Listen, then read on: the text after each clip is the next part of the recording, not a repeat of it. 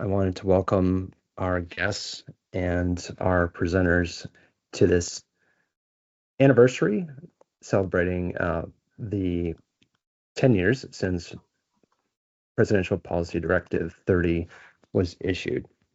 We welcome you. That Presidential Policy Directive 30 created the hostage enterprise, the government organizations that are charged with securing the recovery of American hostages and wrongful detainees held abroad, supporting them upon their return, and supporting their families during the period of captivity. I'm Benjamin Gray. I'm the executive director of the James W. Foley Legacy Foundation. And while I have the honor of welcoming you, this event is co-hosted in full partnership with the McCain Institute. You'll hear from my partner in this endeavor, Pedro Pisano, from the McCain Institute later in the program. At the foundation, we advocate on behalf of American families, American hostages held abroad, by providing behind-the-scenes support to their families to bring their loved ones home and to enable them to have a platform to gain more media attention to support and to gain the support of their fellow Americans. Celebrating the birth of a policy seems like a very DC thing to do, but let's remind ourselves of why this policy was necessary and the impact it has had. In 2012, conflict journalist James Foley was taken hostage by ISIS and held captive and tortured for almost 2 years before being killed in a public beheading, published online and seen around the world. He was the first, but not the only. Journalist Steven Sotloff and aid workers Kayla Mueller and Peter Kasich soon followed, along with businessmen Warren Weinstein and more. At that time, the U.S. government viewed these failures as collateral damage in its global war on terror. While the governments of other ISIS captives successfully negotiated for their release, the U.S. and UK governments did not, and all of their hostages were killed. James Foley's mother, Diane, set out to force our government to confront its failings and to find a way to do better. Driven by Diane's advocacy and that of many others, President Obama launched a full-scale government review to re-examine U.S. hostage policy. The outcomes of that review formed the basis of what became PPD-30 and the legacy of which we will discuss today. Since PPD-30 was issued 10 years ago, over 160 Americans have been safely recovered from unjust captivity. Today, you'll hear from those who worked to create the policy, the government officials who today are charged with bringing Americans home, and family members of American hostages and wrongful detainees. While we are speaking of policy today, let's not forget the ongoing trauma American captives face every day, to include forced separation, isolation, torture, and more. The Foley Foundation assesses that there are at least 45 Americans held captive in 17 countries around the world at this very moment. Since PPD-30 was issued, the threat has changed dramatically. Over 80% of those taken today are taken by nation states and not terrorist organizations. But we do know the threat of terrorism remains high and incredibly impactful, as we've seen and borne witness through Hamas's hostage taking of over 250 hostages on October 7th. While this change in the threat, the government with this change in the threat, the government response must continue to adapt as the challenges between these capture groups, addressing these capture groups, are different. This community, government, families, supporting NGOs must continue to innovate to counter the changing tactics of captors. With that welcome, I will now turn the meeting over to Sarah Levinson-Moriarty, who will introduce our first panel of government practitioners. Sarah? Thanks, Benjamin. It's nice to see so many familiar faces on the call today, and to celebrate what was such an important policy directive 10 years ago that has now evolved over the past 10 years into so much more, and brought home so many Americans from captivity. Joining me on the panel today, I have Dr. Sebastian Gorka, who is, forgive me, I don't have his title in front of me, Deputy Assistant to the President, and Senior Director for Counterterrorism. I believe I got that right. And then we have Holly Lindquist Thomas, who is at the Special Presidential Envoy for Hostage Affairs, leading up deterrence for the SPIHA office. And last but not least is David Cotter at the FBI, who is now acting director of the Hostage Recovery Fusion Cell. Forgive me, I don't see them. So hopefully maybe say a quick hello from each of you so I can make sure that you're joining me on the call. I see David. Do we have Dr. Gorka? Do we have Holly? I'm here, Sarah. Thanks, Holly. Okay, I think we lost Dr. Gorka. So let me, Benjamin Wall, maybe I'll put that task to you to try to find us Dr. Gorka. And if worst case scenario, he can call me and we'll put him on speaker. I think we were going to start with an important question, which is the idea of the evolution of what many have called the hostage enterprise. So David and Holly, each of you have been working on the hostage issue for various years now. Maybe David, you can start us off with how you've seen the issue evolve over the past 10 years, since PPD-30 to the Levinson Act. And now from the inside, you've been watching it for some time. What have you seen? Were there moments that were especially impactful or pivotal? I'll start with David, then I'll go to Holly, and then hopefully we'll have Dr. Gorka to bring us on home for this question. Hey, David Cotter, and I just want to start by saying thank you so much for hosting this event. So I see so many friendly faces out here. We have Diane Foley, who's on. I would also like to thank the McCain Institute, who has joined forces with you guys. So just thank you again for putting this together. It's a huge day, the 10-year anniversary for how far we have come. And then I think from everyone that you see on screen and then up in the office here is there's always more to do and there's always further to go. And so, when you look at the Hostage Recovery Fusion Cell where we were 10 years ago, we've come a long way with how we work with families, our international partnerships, and also how we share intelligence across the interagency to make sure that we are all working these cases together. So one thing that I love about the Hostage Recovery Fusion Cell is that swivel chair access that you have. So you have all these different department agencies under one roof where you have senior leaders across the government that you could tap into at any point in time.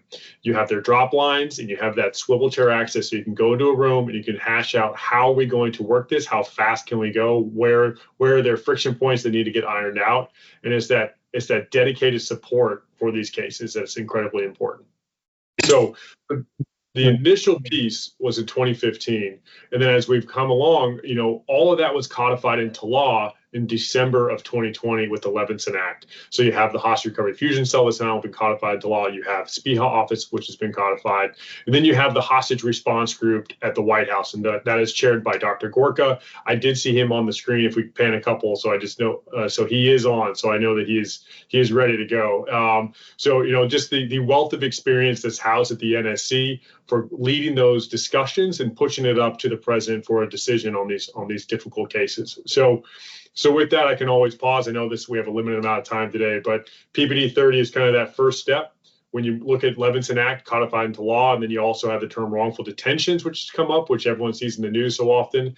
And you kind of have that same mission set, those same folks that are just day after day focused on one thing, and that is to bring Americans home, support the families. Well, three things. So bring Americans home, support the families, and at the end of the day, the people that are responsible for this, they need to be held accountable. So that's where, the FBI and Department of Justice have such a heavy hand, because we need to go after the folks that are doing this and bring them to justice. So we can talk more about that later. But again, just thank you for hosting. It's great to be here. And I'll hand it over to Holly or Dr. Gorka. Thanks, Dave. Before Holly, I just want to ask Benjamin, I think we just need to unmute Dr. Gorka's mic. So we'll go over to Holly while we work that out. Holly, tell us about your experience. Thanks, Sarah, and thanks. I want to add my thanks to the Foley Foundation and to the McCain Institute and everyone here today. It really is quite a momentous occasion when you look back as PPD-30 being the start of it all, and I think it's really worthy of noting today as we have. I want to kind of echo what Dave said about the three missions sort of our organization in bringing Americans home, supporting the families and the former detainees once they've returned, and also making sure that these things never happen again. And I think to your question, Sarah, I think there have been points in all three of those areas that have been really important along the way. In terms of the SPIHA office, we started with a staff of 3. We're now up to a staff of 25 to help with that mission.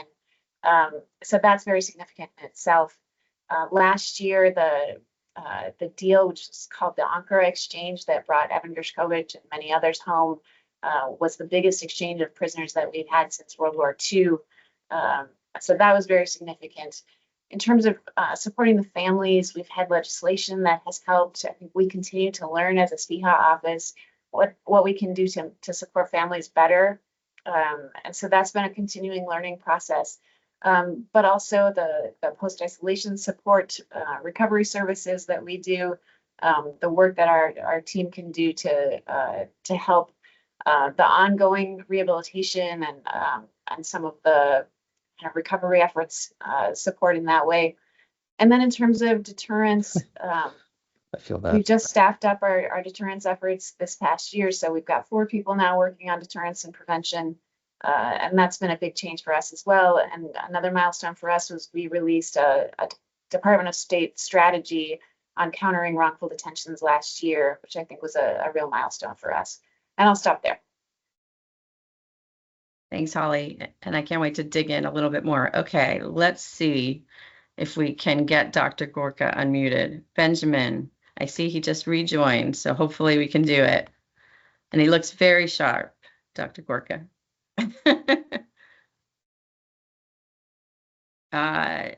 Dr. Gorka, can you hear me?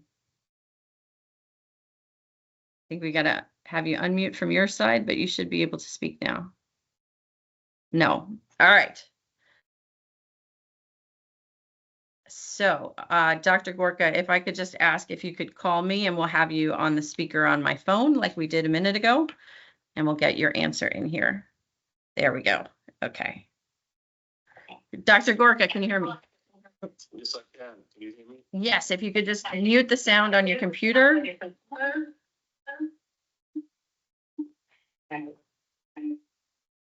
Oh, the sound is muted. Okay.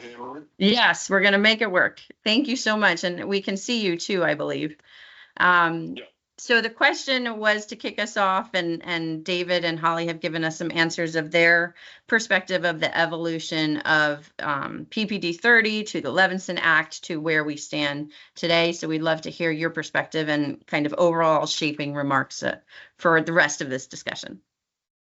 Sure, absolutely. So thanks so much, Sarah. Thank you, Diane and Benjamin. And what is it they say? There's this phenomena of imposter syndrome. So I am right now for the next few minutes suffering from a very serious case of imposter syndrome because I'm being tasked to answer the question of the significance after a decade of PPD-30 and the Levinson Act and how it changed everything.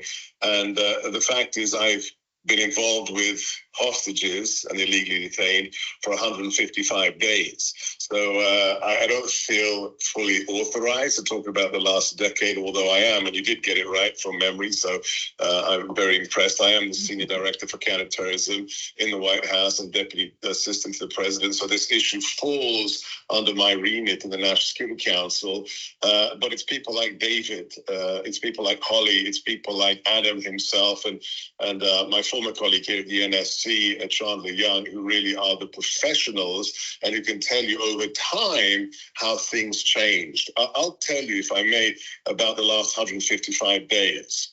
And apologies to those of you out there. I know you've got lots of people on the call today who've heard this story before, but I think it really tells you how people like Adam, Envoy Witkoff, Rick Grinnell, the Fusion Cell team have achieved what they've achieved in the last 155 days. when I came in, I'm not Senate confirmed, so I walked into my office at 12:01 on January the 20th, as the president was taking his oath of office for a second time. And, you know, I'm of a certain generation. I'm a little bit of old school, a little bit of a Luddite. So when I moved into my skiff, my secure compartmented information facility, I got a whiteboard and I wrote up their 5 priorities for the president. At the top of the list of those priorities was a classified issue that was resolved 41 days later as we brought home Jafar, the architect behind the Abbey Gate bombing that led to the murder of 13 of our servicemen and women. And right next to that number 1 priority, justice for those 13 families, was the word hostages. Not because the president said so, but also because it's important for all of us. Yes, because the president said so, because for him, this is a personal issue. When people always ask me, so who's tweeting for the president? Is it you at 3 a.m.? Are you the person running his Truth Social account? I say, no, that's the president. So when the president sees hostages being released from the hellhole of the caves under Gaza, and he's saying, these people look like survivors of the Holocaust, that's the commander-in-chief, that's the chief executive. He means everything he says.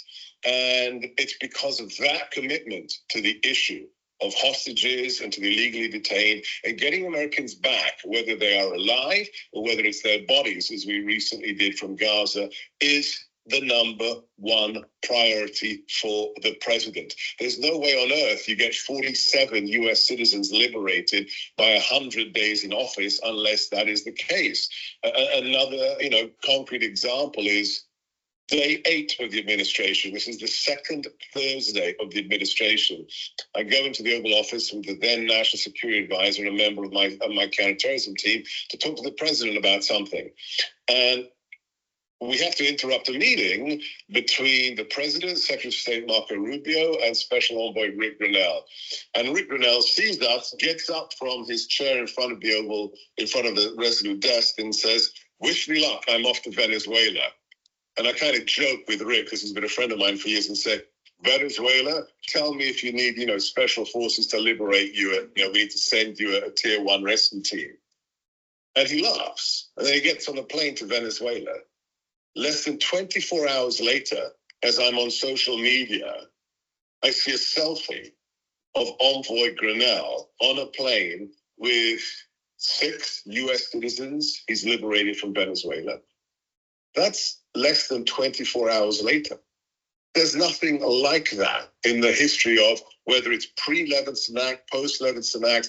This is the level of commitment to any US person who is taken illegally by a dictatorial regime or by non-state actors, terrorists or regimes that we don't recognize for the moment, like the Taliban. So I think that the clearest thing I can say is the things that the Levinson Act made possible, the PPD-30 made possible, are now being implemented for real because of the directives we received, because of the commitment from President Trump. And I say this, and I said this in the reception a few weeks ago at Foggy Bottom, I bring a certain baggage to the table myself, not as a hostage-related issue, but as the son of a political prisoner.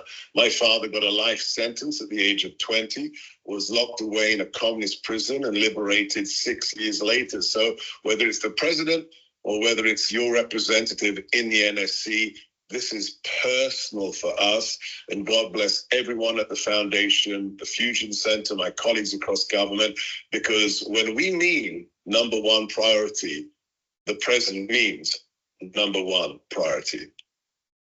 Thank you, Dr. Gorka. I'm going to put you on mute for a second here, and I'm going to go to the next question, but really powerful words. And I also just want to say that Special Envoy Grenell has been really helpful and continues to be passionate about my father's case as well. So it's amazing to watch all of the focus from this administration on hostage issues. And I think you're right in that it has been building up over the past 10 years and continues to get better and better along the way. With that said, I think that all three of you represent different legs of the three-legged stool that is the hostage enterprise. So we have Dr. Gorka at the National Security Council, Holly at SPIHA, and David at the HRFC. When we think about some of the momentum that we've gotten, there's been several new reports and guides that have come out making recommendations, studying the issue, trying to continue to move the ball forward. Holly, I'm going to start with you, and then I'll go to David. And again, Dr. Gorka, I'll have you finish us out. But from the inside view, where do you think that we can make some improvements that might make an immediate difference in the work that you guys are doing? How do we build upon what we've done so far to see future improvements? So Holly, starting with you. Thanks, Sarah. I must say at the top that it is really quite a privilege to work on something that has so much bipartisan support. Over the years, we've seen champions in Congress from both sides of the aisle. We certainly feel that the change in administration, despite changes and radical differences in overall approaches with this issue, we continue to see a very high level of commitment. And so I just wanted to remark on that at the top. And I think there has been a lot, kind of a drumbeat along the way since PPD-30 and the Levinson Act. Last December, Congress passed several provisions of the Bipartisan Countering Wrongful Detention Act, which codified SPIHA's mandate to deter and prevent this practice. I'm working on deterrence and prevention myself, so that's close to my heart. And I think that legislation authorized some funding for sanctions designations and called on SPIHA and State Department to collaborate on some messaging campaigns. So all of that is really helpful. It doesn't always provide us the resources or additional funding, but it does give us a mandate to work on these things and gives us the top cover to show everyone around this building and around the U.S. government how important this issue is to all branches of government. Currently, I know the Hill is working to create a state sponsor of wrongful detention designation for countries that routinely engage in hostage diplomacy. This would not only name and shame state hostage takers on the global stage, but would also lay out the penalties for doing so. So that's something that we're watching closely. And I think that when these things pass, it's largely thanks to a lot of the people on the call today. It's largely thanks to civil society and all of the work that you are doing to keep this issue in front of the members of Congress. So that's one that we're looking for. There were also a few things that didn't pass last year that were in the initial drafts of the Countering Wrongful Detention Act to do things like create an advisory panel of former detainees and their families that would have access to the government and things like that. So I think that we will see more things like that that could make a pretty immediate impact. I'll stop there. Thanks, David. I'm going to say, I know we're running short on time, so if you can absorb some of the questions that I was going to ask you into your answer here, I think that would help. No, that sounds good. So I think overall, there's kind of two parts to this. So the first part is, each and every case is different.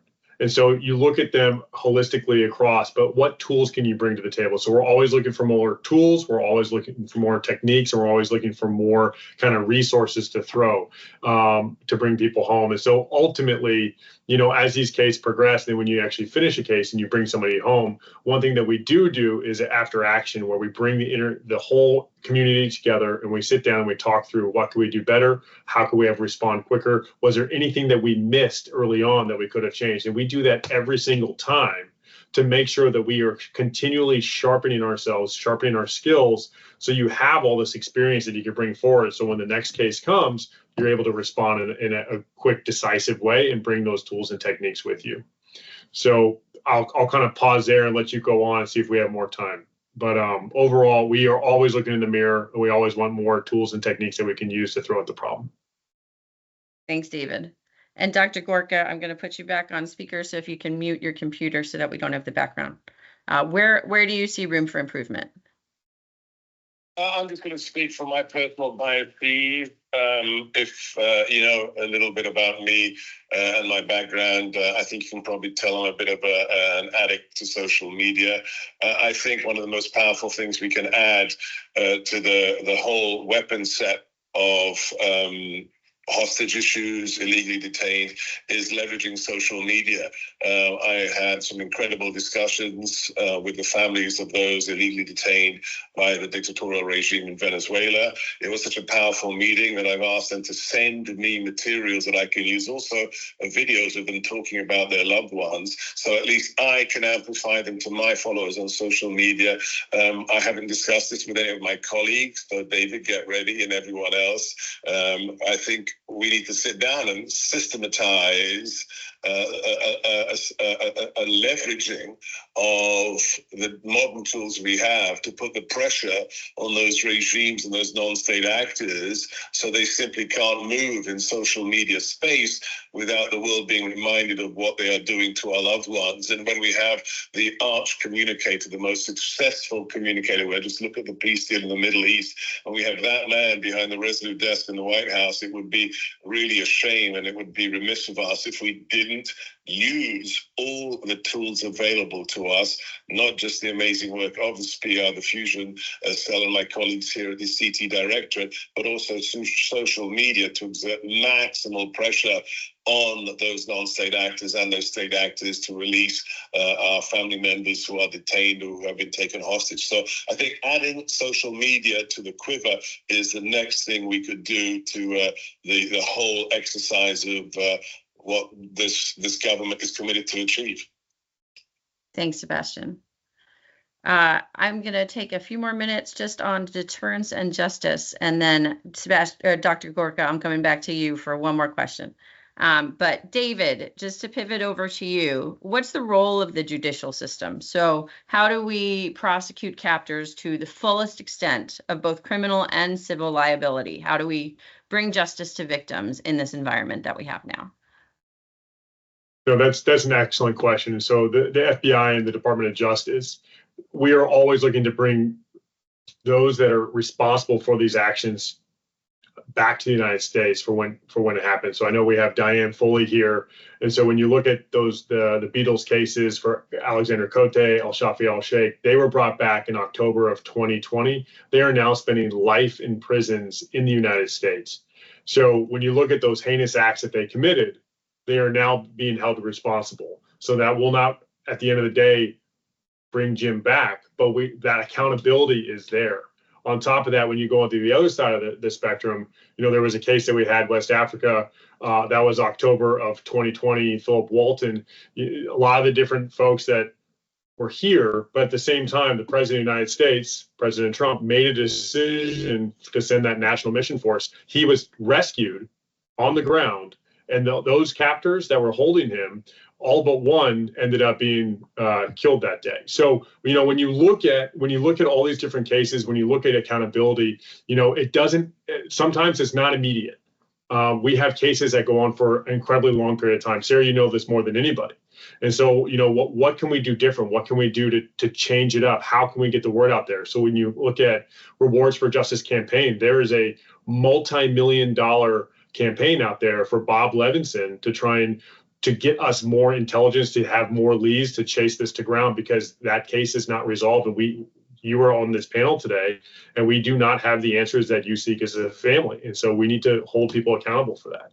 On top of that, there are other cases. We just had a Reward for Justice campaign just launched yesterday on a completely different case on a completely different side of the world, which is incredibly important to us. And we are trying to actively work to get leads, to find those folks, to hold them accountable, and ultimately bring people home. And so it is a multi-suit of options that we are looking at. But FBI, DOJ, the law is on our side for these cases. We have evidence, and we produce that in court. And when the time is right, we're able to bring people home and bring those victims to justice here in the United States. Thanks, Dave. And I'll just add, I know you and I had an exchange, but there's still a $25 million in total reward for justice on my father. And I think now's the perfect time for people in Iran to be paying attention to that, especially with everything that's just happened. Holly, can you give us 60 seconds on deterrence? What should we be thinking about? What should we be looking for next? Sure. I think, going back to that last question a little bit too, on the civil side of things, There are a number of families that have been able to get court judgments against countries if they are state sponsors of terrorism, but they have not been able to get those judgments paid out. And I think that's one thing that is a real weakness in the system. And so whether it's a legislative fix or something else, I think it's also a lost deterrence measure, because if countries knew that there was going to be a strong financial penalty, they may be less likely to engage in this practice. So that's something that we're continuing to look at. A couple of things that we're trying to do a little bit more of. We're doing more awareness campaigns. Some of you may have seen there was a very strong awareness campaign for Venezuela a few weeks back. We had a number of interviews that went out. We had social media in both Spanish and English trying to get the word out that Americans should not be traveling to Venezuela right now, and that Venezuela is wrongfully detaining more Americans than any country in the world right now.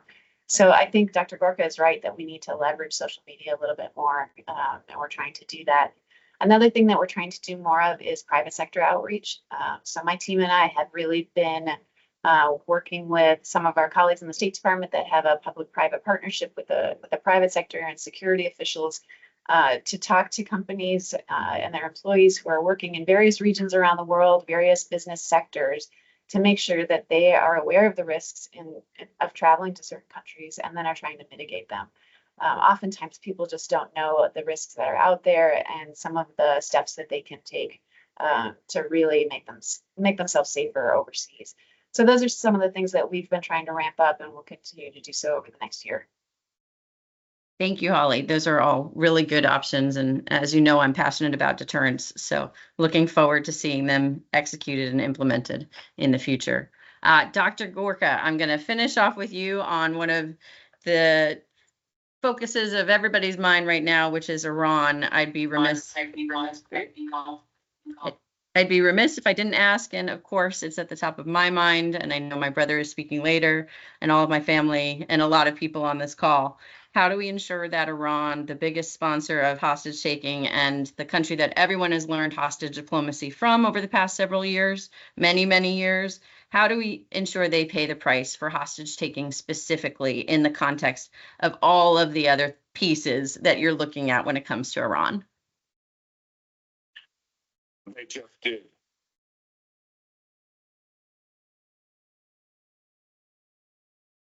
But I think God bless, I can't remember who it was. I think it was a friend of mine, may have been a journalist, one of the few journalists I trust. But right after, I had the honor of being in the Situation Room on Saturday night.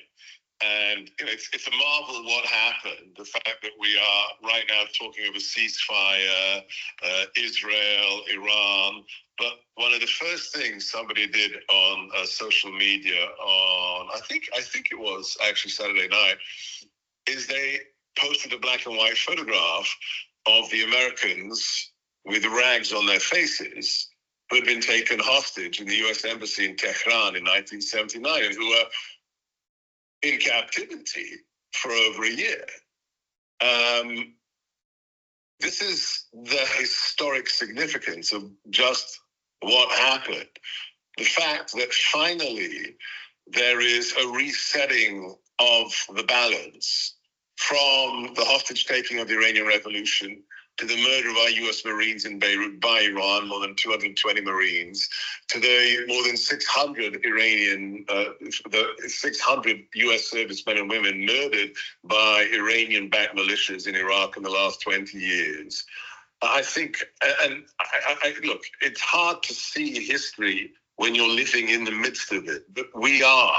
What happened on Saturday night is, God willing, putting a period at the end of 46 years. So let's all keep the president, his negotiating team, those who were helping as intermediaries in the process in our prayers. Because if things go to plan, you have the most successful negotiator in modern history as the commander-in-chief, who sent a message not just to Iran. So let's broaden the aperture for a second. I can't go into the details of what the president said on Saturday night, but I think we all understand that what was done in that 17-hour one-way flight under radio silence by those B-2 bombers on a trip that was 7,000 miles one way is a message to all who dare to take US citizens captive. Be they non-state actors, like the global jihadi movement's various groupings, or whether they're illegitimate state actors, like the Islamo-fascists in Tehran, or anyone else, whether it's Venezuela, you name it. So I think, I don't want to say our work is over, but our work, I think, after 6:48 on Saturday night will be a lot easier as long as my boss is behind the Resolute desk in the Oval. So the Fusion Center keeps doing what it does. Spihar, Rick Grinnell, Steve Witkoff, who keep doing what we are here to do. My team here at the CT Directorate, but things just got historically easier. Thanks, Dr. Gorka. Thanks, Dr. Gorka. And I think that completes this panel discussion. I'm going to hand it back over to you, Benjamin, but powerful words from all three of our really important people here in U.S. government working for hostages coming home. Thank you to all of you. Yes, thank you so much, Sarah, for expert moderation. As always, we really appreciate the contributions from each of the panelists. Just want to say thank you, Dr. Gorka, for sticking with us as we sought to get you online fully and into the meeting. And apologies for any distraction for anyone else who was seeing that unfold. I wanted to now turn to our second panel of the day. This panel is focused on the needs of hostage families and for those who return from captivity as well. Joining me on this panel are three individuals who I'll now introduce to you briefly. One is Jonathan Dekelhen, who is the father of Sagi Dekelhen, who was held hostage by Hamas in Gaza and is now thankfully free. Jonathan has, through his advocacy, engaged extensively across the U.S. hostage enterprise, Congress, the media, and international institutions. He continues to advocate for the remaining 50 hostages in Gaza, including for the return of the bodies of 2 Americans. Also joining me on the panel is Doug Levinson. Doug is a son of Robert Levinson, the longest held American wrongful detainee in history. Doug, as a tireless advocate for his father and for justice, has also served in the U.S. State Department. He and his family were instrumental in the passage of the Levinson Act, which codified PPD-30 into law and established criteria for wrongful detainee designation as distinct from the category of hostages. And later, that legislation has continued to be expanded through amendments that provide increasing support for families and for captives who return after release. And then also joining me on the panel is Liz Cathcart. Liz is the executive director of Hostage US, a nonprofit that provides emotional, legal, financial, physical, and mental health support to American hostages, wrongful detainees, and their families. Hostage US has deep insight as a result of those services into the practical needs and challenges that these individuals face, and it also fulfills critical support gaps that are not met today by the government. And then I'll be playing the role of moderator, but also representing some of what the Foley Foundation does in terms of supporting families, which is focused on advocacy, as I mentioned at the top, really helping them to navigate government branches, departments, and agencies as they seek the freedom of their loved ones. So I want to welcome all three of you. Thank you for participating here today. I think you all have very unique perspectives to add. I hope to get to 1 or 2 unique questions for each of you. But I wanted to start with Doug. Given the length of your father's captivity, you and your family have experienced the full spectrum of government support or lack thereof, for nearly 2 decades. My question, Doug, for you is the government doing a better job of fulfilling its promises? Yeah, thanks, Benjamin. Great to be here, first off. Thanks to Foley Foundation and the McCain Institute. Hi, Diane. Great to see you as always. To answer your question, Benjamin, the answer is absolutely yes. It is much, much better. At the beginning, my father was taken in 2007. So I was 13. And it was only me and one of my older sisters who were at home with my mom when he was taken. So if you don't know anything about Levinson family, there's 7 kids. My sister Sarah just moderated that previous panel. If you want to talk about mental health assistance, and Sarah was my mental health assistant. So now we have codified into law actually helping families with young children and kids who are going through this with, maybe it's a parent, maybe it's a sibling, but we now actually have the ability to provide funding to get them mental health services. And I like to say that Sarah was, one of my, played video games with me or whatever. So shout out to Sarah. Thanks for all your help and great job on the panel. You looked great, by the way. It's completely from the past 18 years since we've been doing this, it's completely changed. And obviously that is very much because of PPD-30. The Levinson Act really codified PPD-30 and expanded on it a little bit. But after 2015, 2016, there was a huge change in our dealings with the government.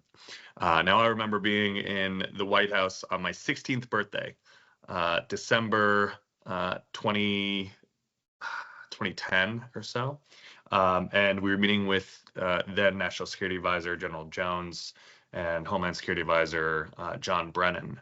And I had no idea what was going on, first off. I was like 16 years old, so no idea. But I remember there was only like 4 people in that room at the time. And I had, I was talking to, my mom was really the one dealing with them, but there was nobody there to walk me through it or to tell me and help me, actually process what was going on and actually understand, just exactly what they were saying, right? And after, 2015, 2016, after PPD-30, we have these family engagement coordinators that, would come with us to meetings and actually, after those meetings, help us process what just happened, what the people who are in the room, what they actually do, what questions to potentially ask them, and how to actually make them worthwhile. So really, that is the one thing that sticks out to me, other than everything else that PPD-30 did. But just the idea that families now have somebody who is in there with them and can help them, guide them through what they're experiencing, how to actually leverage these meetings to get their loved ones home. And I think that it's really impactful, and it's all thanks to PPD-30 and Diane and all of your work. And so I just wanted to, as somebody sitting here now and this on the panel talking about it, my experience, just want to say thank you for all of your work, because I think it's really made a difference. And I was honored to help codify that with the Levinson Act. But I've talked to some folks at the Hostage US event with Liz, and a lot of folks were telling us how, the first question I ask is, are you getting everything that you need? Is the government help? Like, are you getting these meetings? Is there anything that we can do to be helpful? Because I've been through this. And everybody has said yes. They're being very attentive. We have a family engagement coordinator. Obviously they have different issues based off their circumstances with, if they're going to get that wrongful detention designation. But everybody has said that the government is being receptive and talking to them. And that was not the case that we had 18 years ago. So I think we're in a much better place now. And I'll stop talking. I'll toss it back over to you, Benjamin. But a much better place, and it's really all thanks to PPD-30. Well, Doug, it's great to hear that. It's great to know that there has been improvement and that families are getting more support, certainly more support than what just didn't exist before. And it's also good for us to hear a little bit of a window just from your personal perspective of what it means when you do get those meetings with government employees or government officials, they speak a certain language, and having a bit of a translator, somebody to kind of go along with you, is incredibly important, so you understand sort of the meaning of what's being said and what to expect next. And so whether that support is coming from a family engagement coordinator who is with the government, specially trained for that, or with an advocate, that's incredibly important. I'm going to turn to Jonathan. Jonathan, I know we had some audio-visual challenges earlier in this session. So before I go further, I just want to make sure we can actually get you on screen and unmuted. Are you able to give us a shout out? Yeah, I hope it's all been straightened out. I hope that you're hearing me well. Yes. Okay. Wonderful. I'm so glad. Thank you for being here. Thank you for working with us through those challenges, this technical challenges this morning.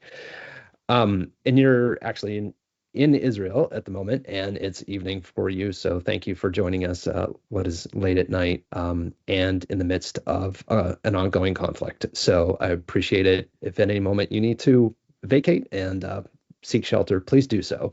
Well, that is well understood by us in the audience.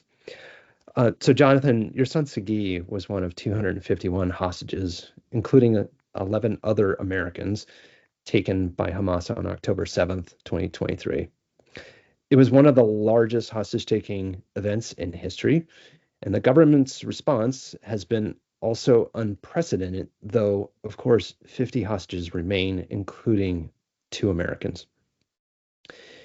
In this ordeal that you've been going through, you have met with, as I all elements of the U.S. hostage enterprise and up to and including the President of the United States. Can you tell us from your perspective, from the experience that you've had, your family has had, what support that you've received has worked well, and where have you been left frustrated over time? Well, thank you, Benjamin, and thank you to the Foley Foundation and McCain Institute for having me. I'm sort of in this middle ground, right? My son came home about 4 months ago, and really my worlds collided as a result of October 7th, 2023 in Israel. Until that time, I had been a scholar of something that I called informal diplomacy, and I found myself thrust into the role of practitioner of informal diplomacy and advocacy as a result of the mass hostage taking. Of the 251 total hostage, 79 were from our small cooperative community on the border with Gaza. So that's one of the reasons that I continue in this work and will continue until everyone is home. And my comments today are a product of the lessons that I've learned over the course of nearly 2 years, unfortunately, and I'm offering them in hopes that they'll be helpful for what unfortunately is, people who find themselves in similarly awful circumstances. Things that were helpful, well, first and foremost, we benefited enormously by the work done beforehand from Foley Foundation, the Levinson family, and others, so that there was a kind of superstructure that we could enter into as U.S. Hostage families.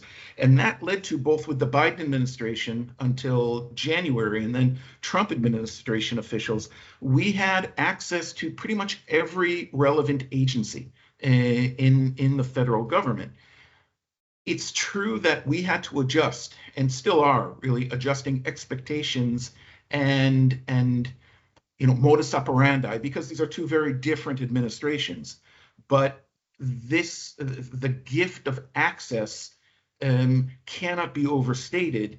And the more pleasant surprise than that is that we were spoken with, not to, at eye level, so that there was a real interchange of ideas, of knowledge, up to and including the U.S. administration officials taking our advice about certain things at certain moments that it turned out to be helpful in terms of moving the needle forward. I found also that it's really important, and this won't be relevant for every family at every moment, but it's turned out to be extremely helpful to partner with other existing experienced advocacy organizations, particularly on Capitol Hill. You just have to figure out what the right match is, because these are folks who know how to do the business, know how to make the rounds in Capitol Hill. In our case, the natural partner, beyond Foley, has been the American Jewish Committee. But I'm fairly sure that for most of these hostage situations, present and future, there are going to be those third-party advocacy organizations that can really be helpful in getting your foot in the door, if not beyond. The other thing was media. It hasn't been spoken about yet, but as a hostage family, I know for sure that media exposure in the US is critical. I can't quantify what importance was for the freeing of Sagi or any other particular hostage. I don't know. What I do know is that US administration officials and senior congressional members repeatedly told us that by having the degree of media exposure that we were able to produce, it kept them focused on the hostage issue, amid their 101 other things that they could be focused on, and some of them are even on this Zoom call. So I don't think one can overstate the importance there, even if you're never really sure where exactly the contribution is. Just keeping the administration engaged.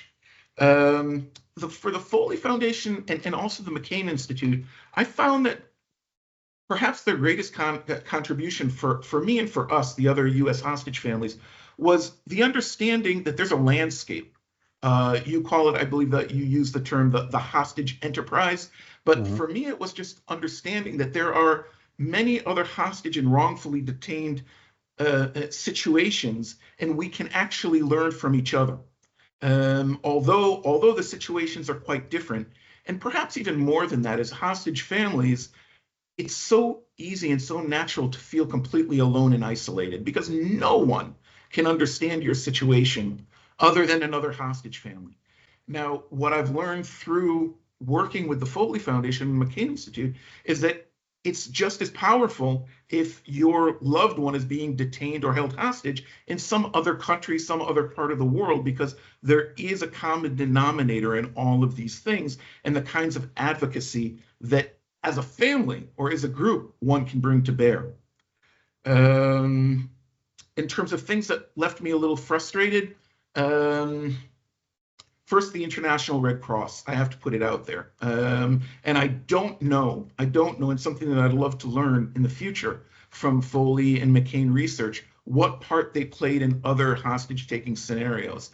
The International Red Cross absented itself from the mass hostage taking in Israel for all sorts of reasons, but it left a huge hole and still leaves a huge hole. So that would be one. Secondly, more of a comment than a criticism. I know from interaction with other families connected with Foley that they didn't have the kind of access that we had. And I'm encouraged by the fact that there's continuing work around this to make that happen, to make it more possible for families, particularly of wrongly detained people, to get even a sliver of the access that we've been given. Another frustration I find, and I hope I'm not, walking on anybody's blisters, it's a translation from Hebrew, so-called paid hostage experts who, while they may have some pertinent experience, I found over the last 2 years, their agendas representing specific hostages can often be at odds to the greater good of hostage communities. And I found that somewhere between frustrating and infuriating over time, really counterproductive to the greater good. This is my personal feeling. And lastly, I would say, and I hear both from David Cotter and from Holly that there are things afoot, and that's great. Levinson Act and all that came before it,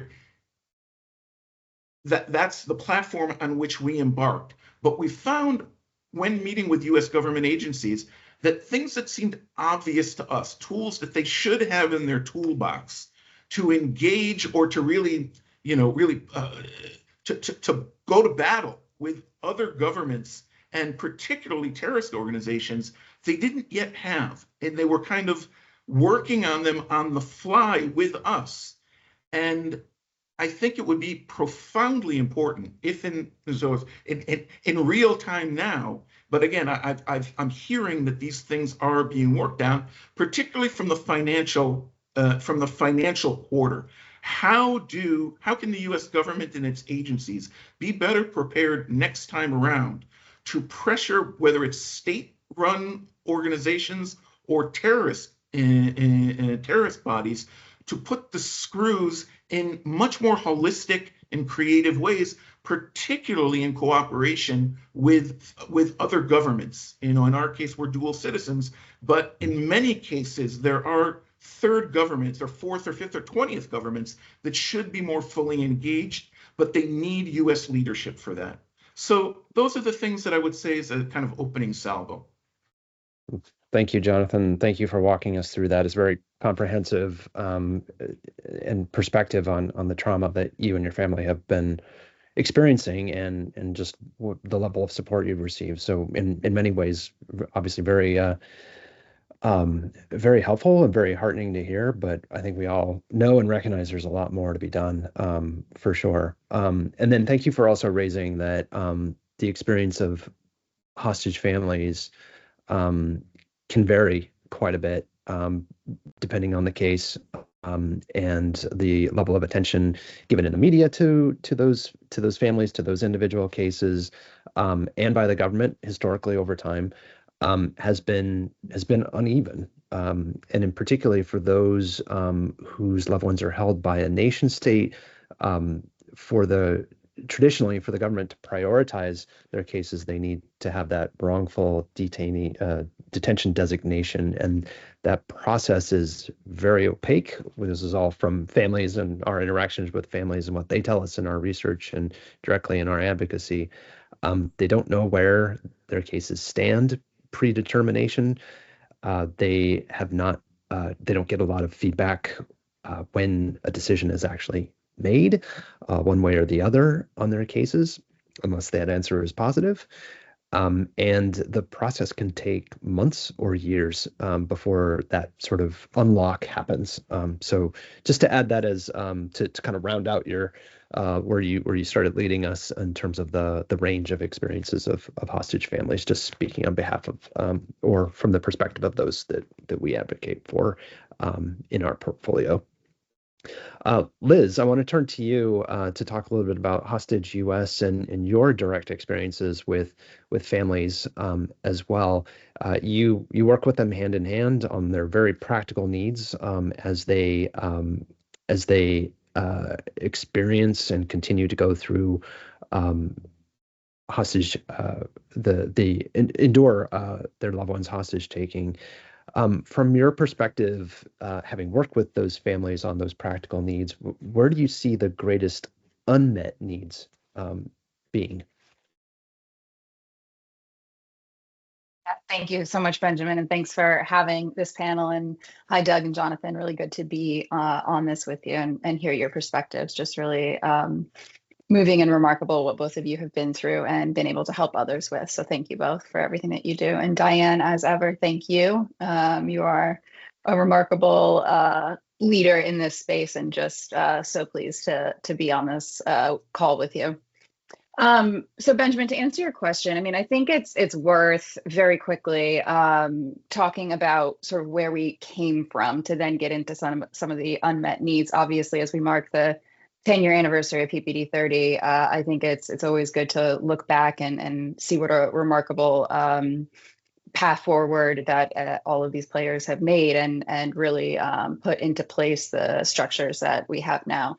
And I think both Doug and Jonathan actually mentioned something that I want to talk about, which is the equitability among access for services and for meetings with government officials. And I think that's one point actually that is just a marked change over the past decade, where before PPD-30, families weren't able to access pretty much any level of government. They weren't able to access resources. They didn't have much of anything.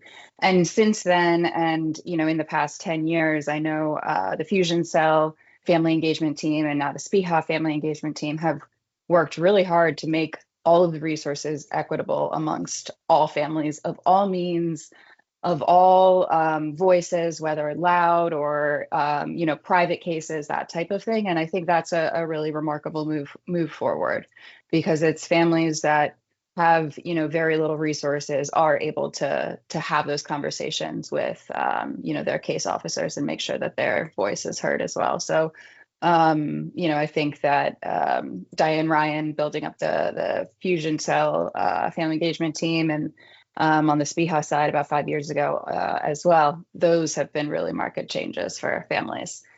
Naturally, there's going to be limitations for government support. There's definitely areas in which policy can help change that and fill in the gaps. Hostage US was created to do just that, which is fill in the gaps where the government support ends. But there are still areas that the government can do better, of course. There's a couple areas in particular that I just wanted to point out. First is when somebody is taken, especially as we're seeing the shift from 10 years ago from traditional hostage cases to now, we just have a lot more wrongful detention cases. The value of getting financial advice straight away is really can't be overstated. Families face huge amounts of costs throughout, wrongful detention cases.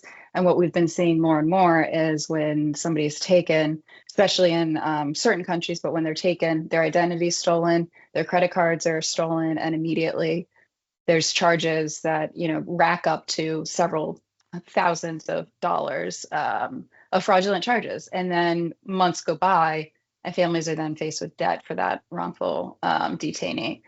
We aren't always connected with families straight away, so we're sort of not able to get ahead of that. And fixing that in the aftermath is really challenging for families on top of everything else. So that's absolutely one area that I'd love to see more proactive communication and just guidance for families. Another thing I think Jonathan had mentioned, families are isolated. There is a community, but every case is different, and the community does lean on each other, but there is, especially at the start of the case, there's just a huge learning curve. It's a massive amount of information that you have to learn. And a lot of the families that we see that aren't in sort of the traditional hostage taking countries or wrongful detention countries have a really hard time navigating consular access and figuring out how do you get from consular to making your case for a wrongful detention designation, to your point, Benjamin, which can take months and be a lengthy process. So we'd also love to see better consular awareness about this issue and sort of what to look for in Americans being taken. This community talks a lot about the returnees, as we should, because we all know these cases don't end when somebody comes home. After 5 years of captivity or 5 days of captivity, you come home with severe issues, mental health, physical health, credit, financial, like I was talking about. A lot of the work that we do at Hostage US is navigate that with the government, who has put into place a lot of different wonderful resources, including PISA program for medical and mental health and practical needs coming home.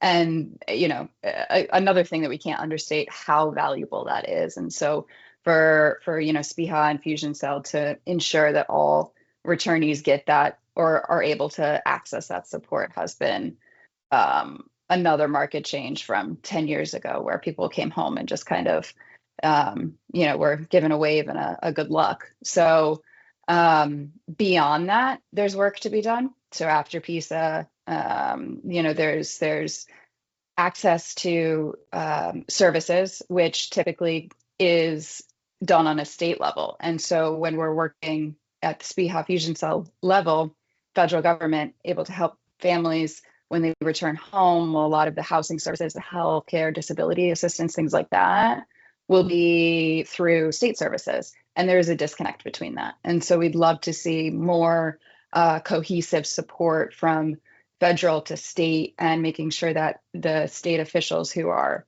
then receiving these people home are able to understand the incredibly unique and complicated situations that these families face.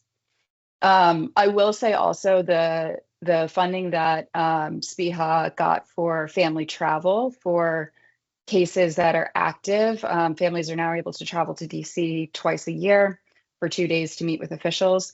Really life-changing. I mean, not only just the money that families are saving, but also the hassle of booking things, of figuring out where do you stay in DC, what's a reasonable location away from State Department, from White House, how do I navigate? That piece of stress is taken off of them. And to your point, Benjamin, if you have that piece of support and an advocate going with you to government, from Foley, from other, whoever the advocate may be, that makes that trip a whole lot less stressful. And I've just been so thrilled to see the SPIHA's office in particular step up and be able to do that with the resources they've been allocated.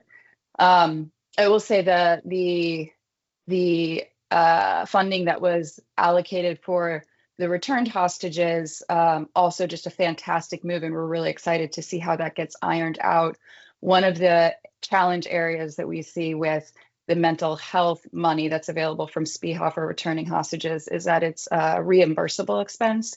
So the person who comes home can go to therapy and get support, but it's out of pocket at first and reimbursable by the government, which can work absolutely if a family is able to front the money, but unfortunately many families aren't. And so sort of ironing those processes out, which I have no doubt will happen and will probably happen soon, but ironing those processes out so that returning hostages are able to access what's out there is incredibly important to us, and of course the families that we work with as well. Absolutely.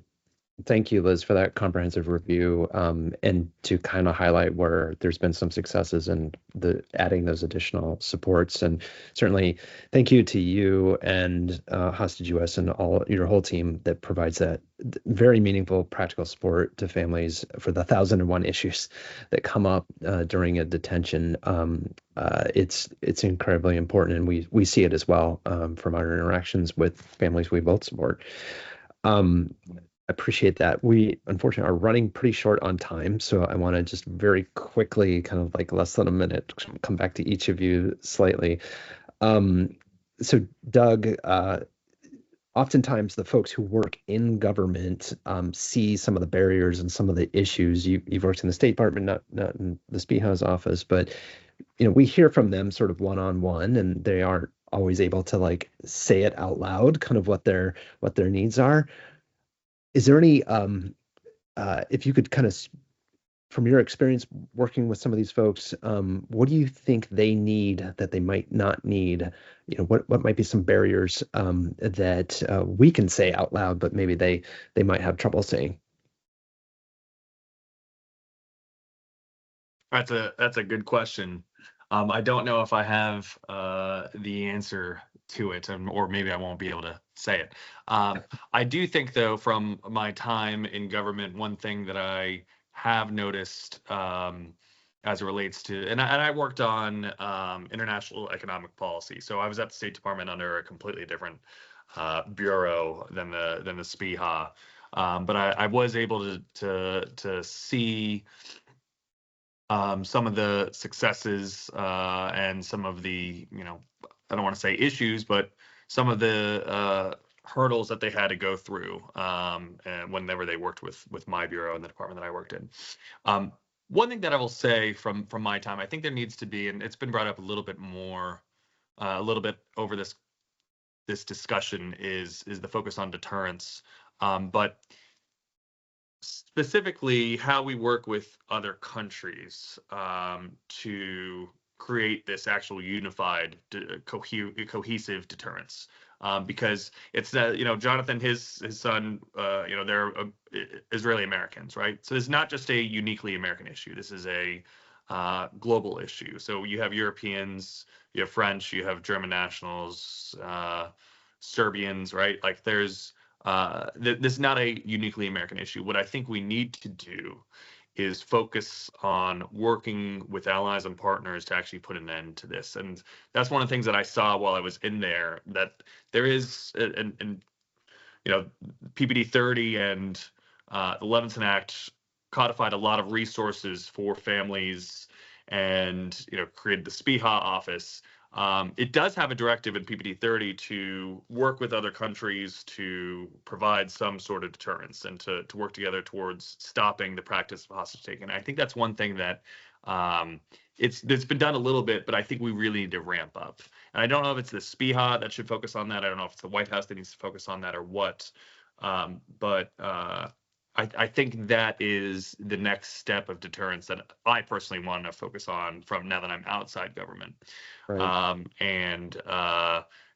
Get to other countries and show them that this is what the United States has put together for our hostage enterprise. We created the SPIHA, PPD-30, Levinson Act, et cetera. This is how they should do it. And one of the things that we need to work on that the Israelis have done well is what happens when the hostages come home. I read a report that they get medical expenses paid for, they get an apartment, they get an immediate upon return a debit card of like $2,500, right? So I know we're running up on time, so I apologize, but I'll just say that we need to we need to have a better, get better so that other countries, when they're looking at setting up their own hostage enterprise policy, they look towards us as the gold standard. And I think they do right now, but we can be better. And we can take the lessons learned from Israel and put them to work here. That's an important point, and that's I think where I wanted to just I know Jonathan can contribute to this, having worked with both governments as well, but because the Israeli government has had such a national crisis and had to deal with this very, very quickly, there may be one or two areas where they're just they're just doing more for it. Jonathan, is there like one thing maybe that you've your family's seen from the Israeli government that the U.S. government could really think about in terms of better supporting hostage families? Well, I think there's been a real dichotomy, Benjamin, and Doug is absolutely right. The support for the returning hostages and their families during the hostage crisis has been good. That being said, our access to the Israeli government was abominable.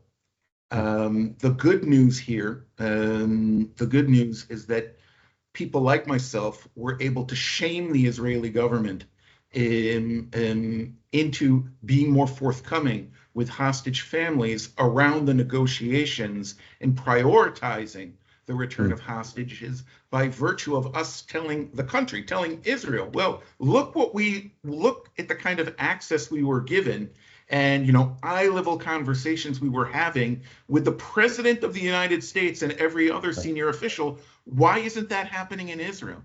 So kind of worked in reverse. Yep. Mm-hmm. Yeah, and we use it as leverage. And again, I don't know exactly how much it helped, but I have a feeling it also contributed to the much more forthcoming policies around the returned hostages and their families. Great, thank you so much, Jonathan. And I'm so sorry we're compressing everything at this point in the program, but we'll have to leave it there. Thank you, all three of you, for your contributions, your advocacy, your insights. We really appreciate it, all you do as part of this community, and thank you for joining us. I'm going to turn the mic over to Pedro Pisano, who will introduce our next speakers. Thank you, Benjamin, and thank you, everyone, for being here. What an incredible day it has already been. We've heard from the people in government, we heard from the families, and now we get to hear from some of the people who were there on that day, June 24th, 2015, when PPD-30 was announced. So joining us is none other than Diane Foley, the president of the Foley Foundation, the mother of all hostages, who wrote this amazing book. She just came back from Germany, from an opera. that was produced from this book. And she, in the words of Jake Sullivan, turned tragedy into purpose and gave us, catalyzed this amazing hostage recovery enterprise that we have today. Joining us as well is Luke Hardig, who was the Senior Director for Counterterrorism at the National Security Council at that time. He would have weighed in on the policy changes to be adopted and would have been involved in making recommendations for decision by the president. And last but not least, Nick Rasmussen. He was the head of NCTC at the time, and we're very lucky to have him here at the McCain Institute. So I'm just going to start, if I may, with one sentence from your book, Diane, which talks about that moment. And it says on page 179, "We were finally beginning to be heard. In December, just over 3 months after Jim's death, President Obama ordered the National Counterterrorism Center to do a full review of hostage policy, which would include interviewing all affected families. A little later, you said, very quickly, in fact, astoundingly, the hostage review became presidential policy." So, Diane, if I may start with you, how unique is that the policy review that led to PPD-30 included family members, victims of hostage taking? Thank you so much, Pedro, and all of you for joining, because this is miraculous to me. Back in 2012, when Jim was taken captive as an American conflict journalist, I really had no idea how to help. And I quit my job and spent the next 2 years trying to be heard in our government, and really failed miserably. Our government truly didn't know what to do with me, because we had no one to advocate for a family who was taken hostage or wrongfully detained abroad. There was no one whose job it was. It was a bit of everyone's job.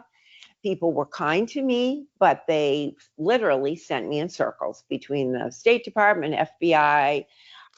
It was very difficult. But the most horrific time of all was when Jim was so shockingly beheaded in August of 2014. No one had told me, no one had talked to me before or after the event. No one from our government. We heard that Jim had truly been murdered on TV, is how our family found out about that horror for us. So all the support that our government's done, all the heroic, wonderful people on this panel, and so many others have happened thanks to us speaking out. The bottom line is families, we have to engage as citizens. It's the civic engagement that I felt pushed to do. I was horrified that our government had lied to me, sent me in circles, told me many untruths about Jimmy being their priority, when they knew policy-wise our government was not going to engage at all. And I was angry. I felt as an American citizen, we could do better. I knew we could. I was really, so this is Jim's legacy. I am just so deeply grateful that finally the Obama administration heard us. They realized, golly, maybe we really could and should do better. They tasked it to the brilliant General Benek Sokolik, whom I'm very indebted to, at the National Counterterrorism Center, because General Sokolik and his team were truly amazing. They spent hours and hours listening to families like ours. I believe over 80 American families were invited to participate. Fewer than 40 did, but General Sokolik's team took such time with us, truly listened, And then I'm grateful to the Obama administration because they took all of General Sokolik's data from We Families and put it into this policy, Presidential Policy Directive 30. Josh Gelser was a huge part of that. You certainly were, Luke. And you were just wonderful. You really masterfully took all of the horror we had endured and found a better way forward. So it is a tribute to all of you and all of your team that this PPD-30 has been the foundation of all that has come after it. And I just have to applaud you all and thank you from the bottom of my heart, because the return of these 160 Americans and the bipartisan support for the return of Americans is Jim's legacy. And I just am forever grateful. Thank you, Diane. We all are.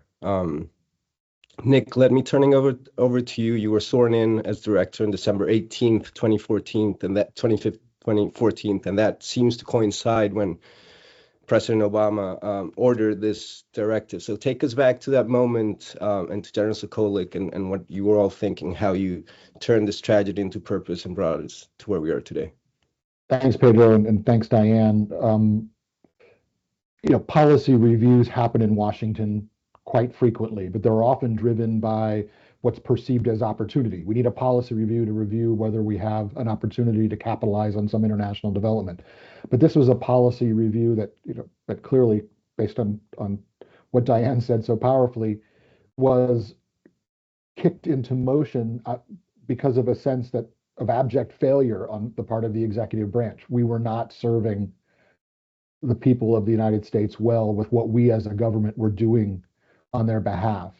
And Diane highlighting the work of General Sokolik and the team of colleagues that he led at NCTC, I think is important because there was thought behind the idea of having people talk to the families who were not actually participants in the day-to-day work of the policy, so that the families could be honest and open and candid and angry and share literally every thought and feeling that they had in a protected, safe setting. I know, in addition to spending the hundreds of hours that General Sokolik, a retired now 3-star Special Forces general from our U.S. Army, in addition to the hundreds of hours, there were also thousands of miles involved because it was important for General Sokolik and his team to be able to meet hostage families where they were, to go into their living rooms and to sit down with them, not to make them troop to Washington for another conversation of the sort that Diane was talking about. And the findings were as stark as you could possibly imagine, Pedro. And again, Luke, I'm sure will agree with me. These were painful findings for us because no one in the national community likes to think of themselves as failing at a part of their job, at a critical part of the job. But the evidence was clear. These were not outlier voices that Diane was citing. There was unanimity across the board among these families that the U.S. government was perceived as not being on their side, not as partners, but as adversaries in the effort to bring their loved ones home. The families did not trust their USG, their U.S. government interlocutors, maybe with some rare exceptions. Someone was a particular comfort to them. But in the main, the U.S. government interlocutors were not viewed as trusted partners. And the families did not feel as if their voices were being heard sufficiently.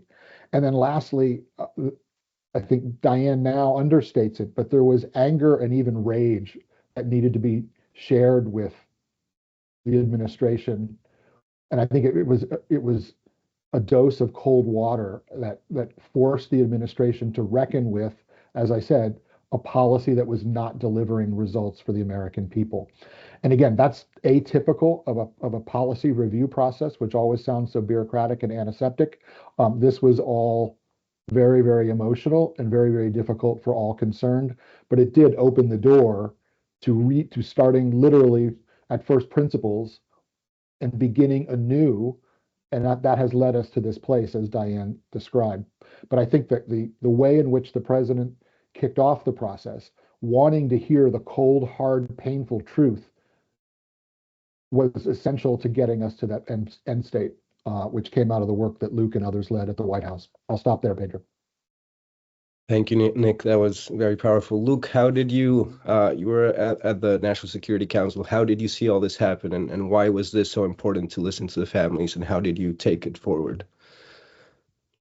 Yeah, no, great question. And I would really echo where Diane and Nick started with us. I think when you're working in the White House, and certainly I think from the president's perspective, President Obama's perspective, you're managing this massive apparatus, and it's so rare that you see really acute, specific failures of government.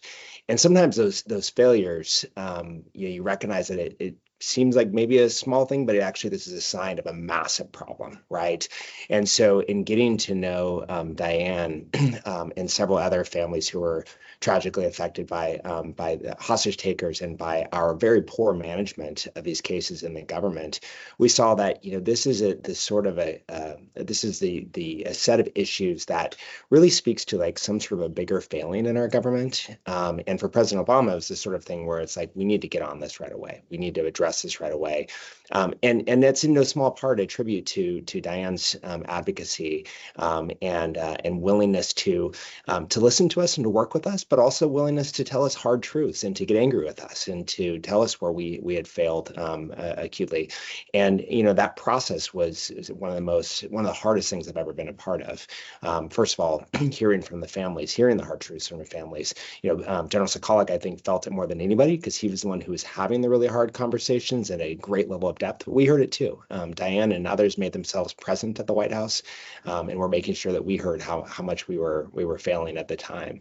And then working through the policy solutions, because the solutions were not easy to come by. Actually reorganizing government, forcing agencies to sit together in a room. For those outside of government, it seems like, oh, that's just illogical. That's a no-brainer solution. But it's very difficult to get everything set up in the right place, to get the policies in place, and to make sure that we're really shifting so that we are in active partnership with the families. So I certainly don't believe we got it all right.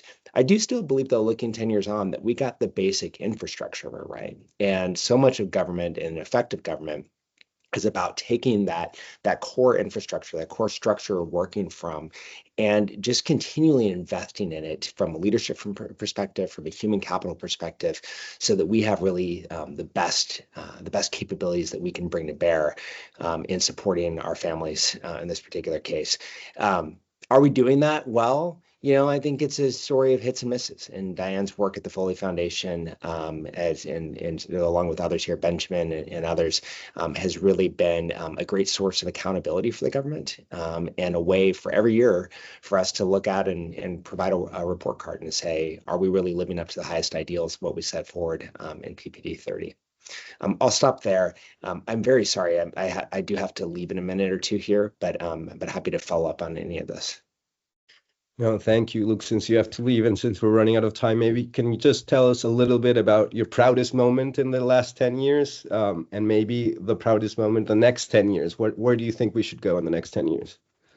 Yeah, I mean, it's this space, and as everybody on the line knows, because everybody here is so intimately involved in hostage recovery, the highs and the lows are so balanced against each other, and so there have been some real moments of victory, and certainly we've talked about some of them on this call that have made me feel really good about the apparatus we set up in the government, the work we've been able to do from forceful advocates from outside the government, and there have been so many failures as well, right? And so we're trying to improve the odds there and make sure that we have as many wins as possible. I've had the real honor and privilege to work on Austin Tice's case. We keep hoping that we can find a way to bring him home, and my heart goes out to the Tice family and everybody else who has worked on his case. One thing that was helpful from working on Austin's case is we learned so much about Syria. And we learned about how things operate there in a way that it was really helpful in us bringing home Sam Goodwin, who was held in 2019, held for 2 months. Fortunately, not very long, but the information that we learned from years of working on Austin's case directly contributed to bringing Sam home, and that was a real victory for us. It was a victory in some ways for the government apparatus, but it was also a real victory and a testament to what forceful advocates outside of government can do to bring their loved ones home. And so I just had coffee with Sam a couple weeks ago, and to be sitting across from this guy who was held for 2 years, or for 2 months, excuse me, and who's now a good friend of mine. I mean, what an honor and a privilege to be able to work with him. Unfortunately, there are too few Sam Goodwin cases, but through the work of all the folks on the line, we're getting better at it. And again, you can make reforms, you can improve policies, you can establish government apparatuses, but ultimately it's the hard work of people every day dedicated to this mission, dedicated to holding people accountable, and doing the hard work that produces success. Well, thank you for joining us and for all that you did 10 years later. You should be very proud. And thank you for that. I met Sam a couple of months ago, and it's a very impressive story. And we're so glad that him and every one of those 160 and more people that are brought home thanks to all your work. So thank you again. Feel free to leave when you need. And if Diane and Nick can stay for a little longer, we can talk a little bit about the framework of PPD-30, in as much as in some ways it may have been created to address the hostage taking crisis, and today it's moving a little more towards wrongful detainment. So maybe the question, Diane, as you see it, as you've worked with the Foley Foundation and everyone, and really inspired this community and led this community to do this, do you think we need a new policy review, or how do we think of the wrongful detention, or maybe unjust detention, as Adam Bowler has expanded the remit a little bit? I think that's an excellent question, Pedro, because the 80% of captors these days are foreign countries, are other governments, which have make the negotiation for the release of a fellow American very complicated, because often captors want to directly interfere with our foreign policy, our economics. They use people, innocent victims, as leverage to get what they want. So I think there's a great need for a comprehensive non-government and government review. And that's something we've been working with, actually, with Senator Jeanne Shaheen and others, because I do think the structure of that PPD-30 gave us was foundational. And then the added codification, the Levinson Act, huge advancements. But the complexity of dealing with foreign governments like Iran and China and Venezuela, you name it, terrorist groups of various types, really the complexity affects all our entire government. And it puts our government struggles to prioritize our citizens in the midst of it, because often captors make it as difficult as possible to bring them home. So I really think there's a need for a comprehensive non-government government review that would include families of everyday Americans who understand the issue.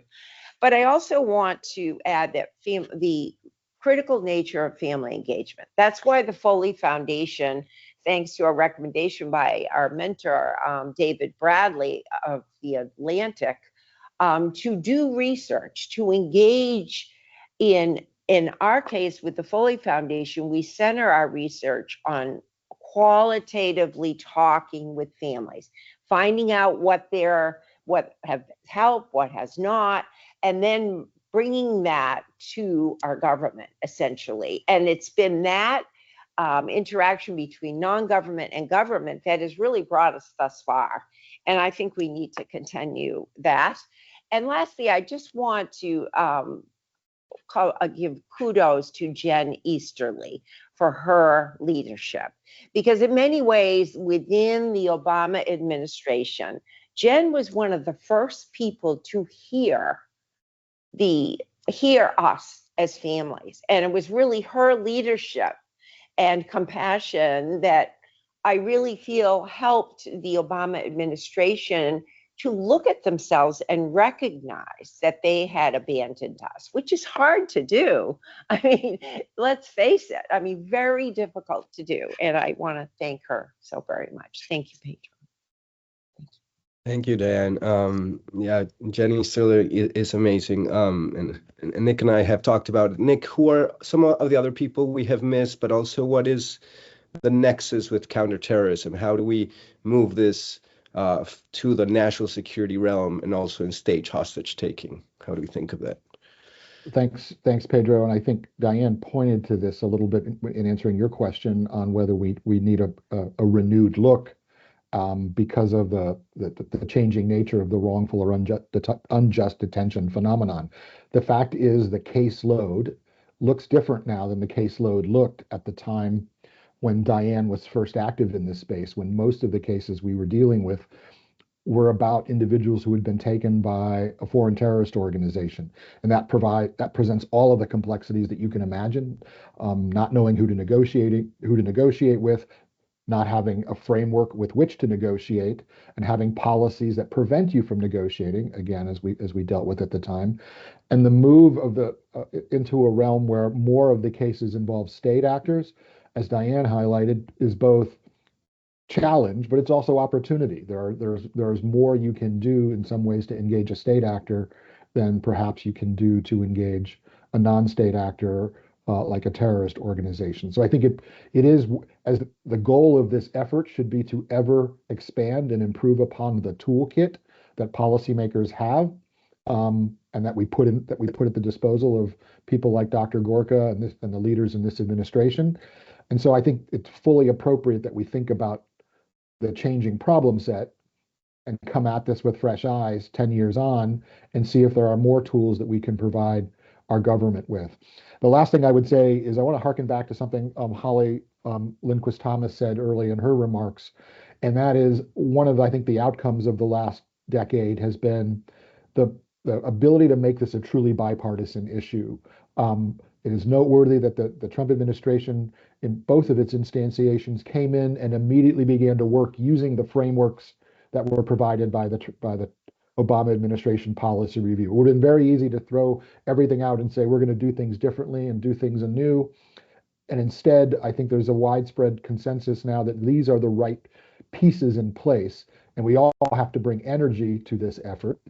And I think the bipartisanship that I think we experience in this space now is captured in no better way than how we all celebrate when there is someone brought home. It's a victory for America at that point. More importantly, it's a victim for a grieving and suffering American family. And so whoever gets the credit, whether that's a Republican administration, a Democratic administration, to this community, I know it doesn't matter. I want every administration to be successful in this regard. And there are very few national security issues on which we can say that these days. And so I think it's worth celebrating when we can all get behind the administration in office, regardless of any other differences that we might have with them on policy or strategy. I'll stop there, Pedro. Thank you. The one great American bipartisan issue, and we strive to keep in there. And thank you for those very powerful words. I couldn't have said it better. Since we're running out of time, Diane, if you could help us conclude the event. You've been here from the beginning. Nick just gave us some very powerful concluding remarks, but if you can help us conclude these last 10 years of what it's been and the next 10 years, how do we think of this? And thank you again for all you do. Yes, Pedro, I just am, again, filled with incredible gratitude that this has remained a powerful, nonpartisan, bipartisan issue, because it's an American issue. It's an issue that unites all of us. And I'm just so deeply grateful for that. And is why we've had the success we've had, without a doubt. So I'm so grateful for that. And I totally agree with Nick that I do think there's things that need tweaking. I'd love to see SPIHA, the Special Envoy Office, and the Hostage Recovery Fusion Cell co-located somewhere independently, so that we could save money, so that we could increase our fiscal responsibility, but also improve collaboration with families. And the other thing that really is challenging for us is that we must, if we want to deter the practice of other governments, other terrorist groups or whatever targeting our citizens who must travel abroad for work or whatever, we must work with our allies. There must be a very strong international collaboration of deterrence. It happens to all of our Western allies. They too have their citizens targeted.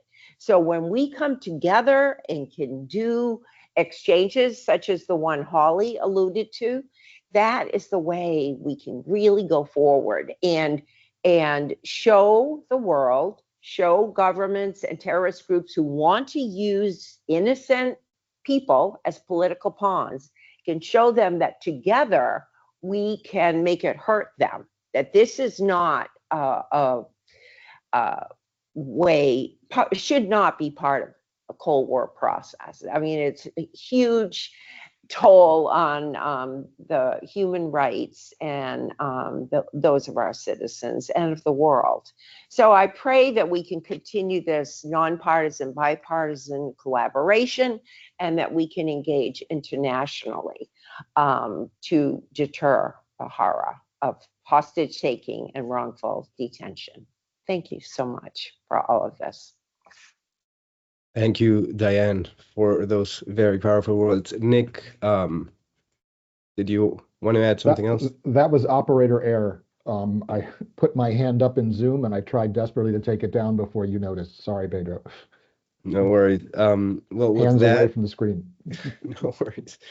With that, we'll conclude, and Benjamin, you can help me conclude here. An amazing day celebrating the amazing successes of the past 10 years. It really changed government for the better. It has created, as Diane, Benjamin have said, an enterprise that is growing, that is brought back 160 and more loved ones to their families. It's been an inspiration for the entire world, and it really changes and saves lives. So thank you, Diane, and everyone represented here. We have some videos that we'll share afterwards from some of the main actors, including Josh Geltzer, Chris Costa, Roger Karstens, and so you can hear those later. But for me, I just want to thank Benjamin Gray from the Foley Foundation, Diane Foley from the Foley Foundation for their amazing partnership, for hosting this event with us, and for marking this very solemn moment, but also celebration for the amazing 10 years of successes. So thank you again, and Diane and Benjamin, please, your last words. Yeah, no, Pedro, thank you very much for your partnership on this. And thank you to all of our invited speakers and panelists. And for those of you in the audience who stuck with us through some technical difficulties and also a longer program than we anticipated, we thank you very much. Thank you for your attention to this issue. There's a lot more work to be done, but certainly it's a moment to mark success and to build for a better future for American citizens and for the safety of the world. Thank you. I'm just filled with gratitude to all of you. And I've been remiss, I must mention the critical role that Lisa Monaco played also in all of this, and so many others I'm sure I've forgotten or just was unaware of, because it's taken an all of government approach for us to have come so far. And so I just ask all of you to hang in with us and work together as Americans, both sides of the aisle, as Americans, to help us be safer in the world. So I'm just so grateful to you, Pedro, at the McCain Institute, and Benjamin. Thank you so much for putting a lot of this together. God bless you all.